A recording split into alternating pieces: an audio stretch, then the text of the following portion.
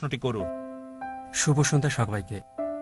আমার নাম আদিত্য আর আমি চেন্নাইয়ে ইঞ্জিনিয়ারিংয়ে শেষ বর্ষের ছাত্র। আর যদিও বা আমি হিন্দু, ইসলাম সম্পর্কে প্রশ্ন করছি আর জিজ্ঞাসা করছি কারণ যাকে নায়ক হচ্ছেন সবচেয়ে উপযুক্ত। যেমন আপনি লেকচারে অনেকবার বলেছেন যে পবিত্র কোরআন লেখা হয়েছে 1400 বছর আগে আর মনে করা হয় সবচেয়ে সেরা এবং আল্লাহর দেয়া সর্বশেষ ওহী। তাই আমার দুটি প্রশ্ন। আল্লাহ সবকিছু জানেন, কেন তিনি সেরা গ্রন্থটি প্রথমেই দেননি প্রথম নবীকে, আর ঈশ্বর এত সময় নিলেন তার জ্ঞানের সেরাটা দিতে?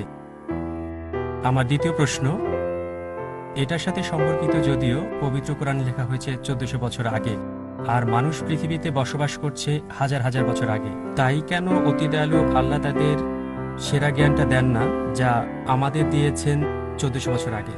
ধন্যবাদ সবাইকে। ভাই, আপনি প্রশ্ন করলেন খুবই প্রাসঙ্গিক প্রশ্ন, দুটো প্রশ্ন, একটা হচ্ছে আরেকটার উত্তর। আপনি বললেন যে কেন আল্লাহ সুবহানাহু ওয়া তাআলা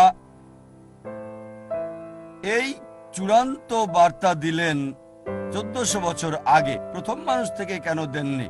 আর দ্বিতীয় অংশ একই প্রশ্নের উত্তর, যে 1400 বছর আগে যে লোকজন ছিল তাদের ব্যাপারে কি হবে? তারা কোরআন থেকে বঞ্চিত। আল্লাহ যদি অতি দয়ালু, অতি মহান, অতি ক্ষমাশীল হন, তাহলে 1400 বছর আগের লোকজন কি বঞ্চিত হয়নি? খুবই ভালো প্রশ্ন করেছেন।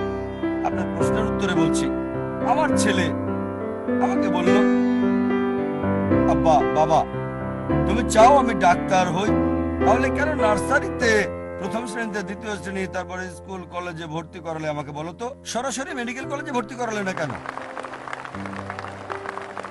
যদি আমার ছেলেকে ডাক্তার বানাতে চাই, আমি সরাসরি তাকে মেডিকেল কলেজে ভর্তি করাতে হবে না।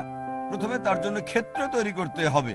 প্রথমে সে প্রি প্রাইমারি স্কুলে যাবে, তারপর স্কুলে যাবে, স্ট্যান্ডার্ড 1, এভাবে স্কুল পাস করবে, তারপর হাই স্কুলে যাবে, তারপর কলেজ যখন যোগ্যতা অর্জন করবে তখন মেডিকেল কলেজে যাবে সে। একইভাবে সর্বশক্তিমান আল্লাহ, যিনি অদৃশ্য জ্ঞানের মালিক, যার সকল কিছুর জ্ঞান আছে, মানব জাতির ব্যাপারে যিনি জানেন, তাই এটা বলা হয়েছে পবিত্র কোরআনে সূরা রাদ অধ্যায় নম্বর 13 আয়াত নম্বর 38। আল্লাহ বলেন, লিকুল্লি আজলিন কিতাব, কিতাব দেওয়া হয়েছে প্রত্যেক যুগে, প্রত্যেক সময়ে। কোরআনের 4টার নাম বলা হয়েছে তাওরাত, জাবুর, ইনজিল এবং কোরআন।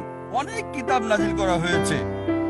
প্রথম কিতাব নাজিল করেছেন কারণ সর্বশক্তিমান আল্লাহ জানতেন যে মানব জাতির আরো উন্নতি করতে হবে। যদি সেই সময় কোরআন নাজিল করতেন, সেই প্রথম সময়ে আমাদের আদি পিতা আদম আলাইহিস সালামের সময়, তিনি জানেন যে মানুষ এটা বহন করতে পারবে না। এ কারণে যে কিতাব কোরআনের আগে এসেছে, মানে ইনজিল, এখন হলো বাইবেল, যদিও আমরা বাইবেলকে ইনজিল বলে মনে করি না, তবে বাইবেলের কিছু অংশ হয়তো ঈশ্বরের বাণী। এটা বলা হয়েছে বাইবেলে গসপেল অফ জন অধ্যায় নম্বর 16 অনুচ্ছেদ 12 থেকে 14। যিশু আলাইহিস বলছেন, আমার অনেক কিছু বলার আছে, এখন তোমরা তা সহ্য করতে পারবে না। যখন সত্যের আত্মা আসবে, সে তোমাদের সত্যের পথ দেখাবে, তোমাদের আশার পথ দেখাবে, আমাকে সম্মানিত করবে। তা যিশু আলাইহিস জানতেন। তারপরও তিনি বলেছেন তোমরা তা সহ্য করতে পারবে না, এজন্যই সর্বশেষ এবং চূড়ান্ত নবী আসবে, সে তোমাদের আশার পথ দেখাবে। এভাবে সর্বশক্তিমান আল্লাহ ভালোভাবে জানতেন কোন সময়টা সর্বশেষ ও চূড়ান্ত বার্তা কোরআন নাজিলের উপযুক্ত সময়, আর সেটা ছিল 1400 বছর আগে। এবার আপনার দ্বিতীয় প্রশ্নে আসি, কোরআনের আগের লোকজনের কি হবে? তাদের ব্যাপারে বলি, আমার ছেলে যদি ক্লাস 1-এ পড়ে, তাকে মেডিকেল কলেজের প্রশ্নপত্র দেওয়া হবে না, ক্লাস 1-এর প্রশ্নই তাকে দেওয়া হবে। যদি হাই স্কুলে যায়, হাই স্কুলের প্রশ্নই তাকে দেওয়া হবে, তারপর জুনিয়র কলেজ। ঠিক একইভাবে সর্বশক্তিমান আল্লাহর মূল বার্তা সব গ্রন্থেই, সব কিতাবে, প্রথম থেকে শেষ কিতাব কোরআন পর্যন্ত একই, অর্থাৎ এক আল্লাহকে বিশ্বাস করতে হবে, একমাত্র তারই ইবাদত করতে হবে। তাই সব নবীগণ, প্রথম নবী আদম আলাইহিস সালাম থেকে শুরু করে, তারপর নূহ, ইব্রাহিম, মুসা, ঈসা, মুহাম্মদ সাল্লাল্লাহু আলাইহি সাল্লাম, সবার মূল কথা একই, আল্লাহ সুবহানাহু ওয়া তাআলার একত্ববাদ, তাওহীদ সম্পর্কে। আর এই আল্লাহর একত্ববাদ, তাওহীদ নিয়ে ইনশাআল্লাহ আমি বিস্তারিত আলোচনা করব এই কনফারেন্সের শেষ দিনে, শেষ রবিবারে 20 জানুয়ারি ইনশাআল্লাহ। আশা করতে পেরেছি। ধন্যবাদ। from the chapter 9 verse number 5 is the negligence of salah.